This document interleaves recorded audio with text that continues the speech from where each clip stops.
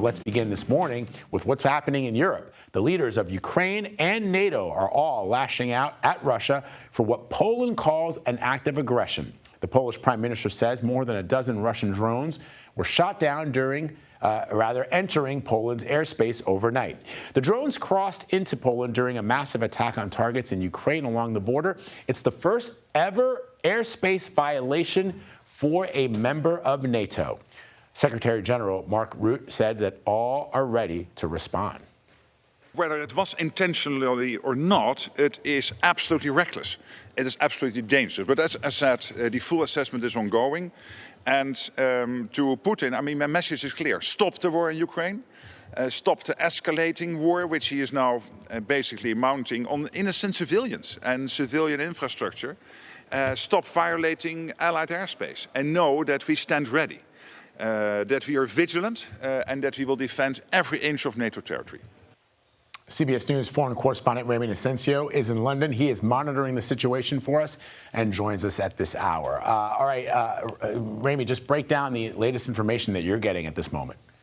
Yeah, Vlad. Well, first off, Poland's prime minister is mincing no words. Donald Tusk saying that his country is now at its closest to open conflict ever since World War II. And reminder, NATO was established back in 1949, and he says this is a clear provocation. Poland is now assessing the damage to homes and property. You can see some of the aftermath video there, potentially the remains of one of those drones. Poland's Interior Ministry says that it found at least 7 drones, the remains of one unidentified object as well. Most were in eastern Poland, of course, bordering Ukraine slightly to the south and Belarus slightly to the north, which, remember, that country is a Russian ally. But 2 other drones, those are found in central Poland and southern Poland, Vlad, and that is farther from the borders. Flight tracking website Flight Radar also showed passenger planes avoiding the capital's airspace that you can see on your screen there. But at the same time, Flight Radar also notched 2 military planes. One was a NATO refueling tanker. Another was a Polish early warning aircraft that did take off and did patrol the skies over Poland's capital. NATO's spokesperson also said that it wasn't just Poland that responded to this, that other NATO countries and their systems responded. For example, the Netherlands Air Force also responded with fighter jets. An Italian early warning aircraft was launched along with a NATO tanker there. German Patriot missile batteries in Poland were also placed on alert. And we do also have, finally, commentary coming from Russia. This is coming from Russia's defense ministry, Vlad, commenting and saying that no objects on Polish territory were planned to be targeted. My stress, they're planned to be targeted. And they say that it is ready to hold consultations with Polish defense officials. All right. So, I mean, you pointed out, Ramy, the significance of the creation of NATO in 1949. Also, as a student of history, let's not forget that World War II started when German forces occupied Poland on September 1st. Actually, you know, we just passed September 1st. September 1, 1939, that triggered World War II. So now you've got NATO invoking its Article 4, which isn't as significant as invoking Article 5, but does have an important distinction. Explain it to us. Yeah, well, you know, the questions that NATO and its leaders will be asking, will be considering is, was this an accident or was this deliberate? And that will guide those discussions that will happen under NATO's Article 4. The other question that's being thrown out there, was this an attempt by Putin maybe to test what NATO might do if it were attacked? That is what Ukraine's President Volodymyr Zelensky has already been saying, along with defense analysts that are weighing in. But to your question, NATO, yes, has activated Article 4. Well, what does that mean? This means that the bloc, the 32 members that make up NATO, will now start to consult on what has happened. This is basically Warsaw, and this is Warsaw raising its hand, basically saying everyone needs to come together to consult. And yes, that is different from Article 5. A reminder, Article 5, if NATO does invoke that, basically they're saying this is an attack against one member and this is an attack against all members. That is the that is what the directive is there. That is NATO saying it's been threatened and that it's facing a crisis.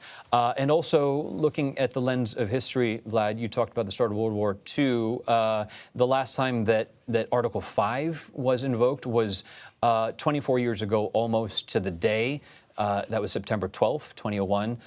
The bloc, as it sees it right now, not at the stage of crisis, but that is, again, what those consultations are there for, to determine really what happened and what to do next. Yeah, and let's also not forget, I mean, we're talking about the airspace in and around Eastern Europe. Let's not forget that it is alleged that Russia shot down Malaysia Air Flight 17, Ramy, which I know you covered a few years ago.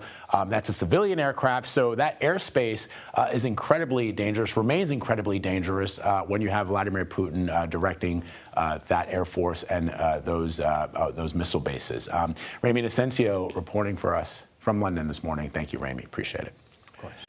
All right, for more on this, let's go to CBS News White House reporter Olivia Rinaldi, who's joining me now to talk more about this. Olivia, what is the White House saying in reaction to this escalation?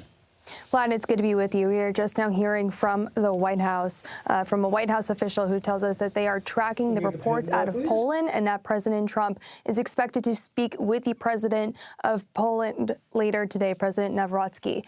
We do not know when that call will happen, where we are expecting it to happen. I should also note that Mr. Nawrocki was here in Washington last week, just reaffirming the U.S. security ties to the EU, to NATO, and to Poland. So this is quite notable. There's also 10,000 U.S. troops that are in Poland. So a lot of questions today about whether or not there was any response from the U.S. troops on the ground as a result of this. Of course, they have been there since 2014 when Russia first invaded Crimea. They have stayed there through the 2022 invasion and through this ongoing war. We also heard from the NATO ambassador, the U.S. ambassador to NATO, Matt Whitaker. He said, we have not heard yet, or he said, we stand by our NATO allies in the face of these airspace violations, and we will defend every inch of NATO territory. But of course, we are waiting to hear from President Trump specifically on this, given that he just met with Vladimir Putin about a month ago and then held a summit essentially at the White House with European leaders, that coalition of the willing to protect Ukraine, about what's the next step forward to ending this war. And by all accounts, it seems that President Putin is ratcheting up attacks in Ukraine, and this is certainly could be seen as an escalation and could be taken.